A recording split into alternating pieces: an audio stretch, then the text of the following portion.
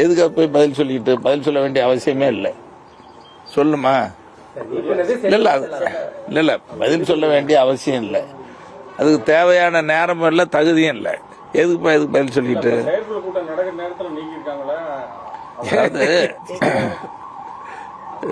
பாட்டாளி மக்கள் கட்சின்னு சொன்னா மருத்துவரையா தான் அடையாளம்.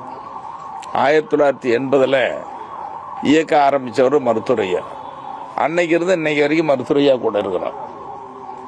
பாட்டாளி மக்கள் கட்சினாவே நாடு பூரா பேசுறது, வெளிநாட்டில் இருக்கிற தமிழர்களும் என்ன பேசுவாங்க, மருத்துவரையா தான் அடையாளம். அப்போ மருத்துவரையா கூட 46வது வருஷம் பயணிக்கிறேன், 25 வருஷம் கட்சி தலைவராக இருக்கிறேன். அப்புறம் இப்படி ஒரு செய்தி வருதுன்னா இது சிரிக்கிறதா, நகைக்கிறதா, அநாகரிகமா, இது என்னன்னு சொல்றதுன்னு தெரியல. ஒரு மனித நேயம் உள்ள, ஒரு மனித பண்புள்ள மனுஷங்களுக்கு இப்படிப்பட்ட சிந்தனை வருமா? சரி, பாட்டாளி மக்கள் கட்சிக்கு மருத்துவரையாங்கிற அடையாளம் சொல்ற நேரத்தில் மருத்துவர் அன்புமணியை கட்சியில் விட்டு நீக்கிட்டேன்னு மருத்துவரையா சொல்லிட்டாரு, அறிக்கையிலையும் கொடுத்தாரு. அவர் கட்சியில் பொறுப்பணி இல்லை, அடிப்படை உறுப்பினர் கூட இல்லை. இப்போ அடிப்படை உறுப்பினர் இல்லாத ஒருத்தர் எப்படி என்ன போய் கட்சியில் நீக்க முடியும்? அருளை கட்சியில் நீக்க முடியும், வேற யாரையாவது நீக்க முடியும்? யாருக்கும் எந்த அதிகாரமும் இல்லை. மருத்துவரையா சொல்லட்டும்.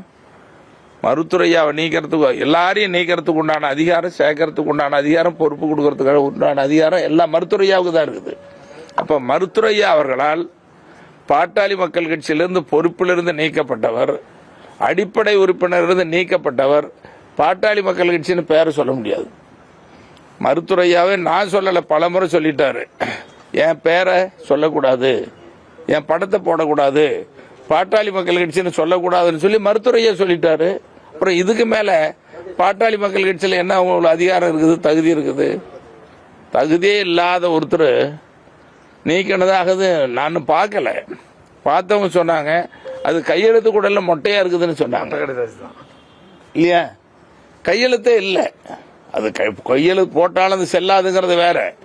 யாரோ கொடுத்துருக்காங்க, எங்கிருந்தோ வந்தது ஒரு செய்தி.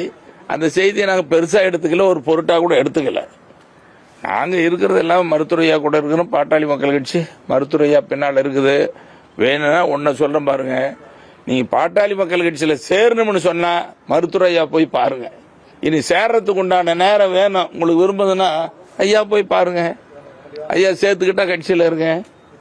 சேர்ப்பாரா இல்லையான்னு தெரியல, நீங்கள் அவர் தான் போய் பார்க்கணும். எங்களுக்கு ஆச்சரியமா இருக்குது. இன்னொன்று சொல்கிறேன்,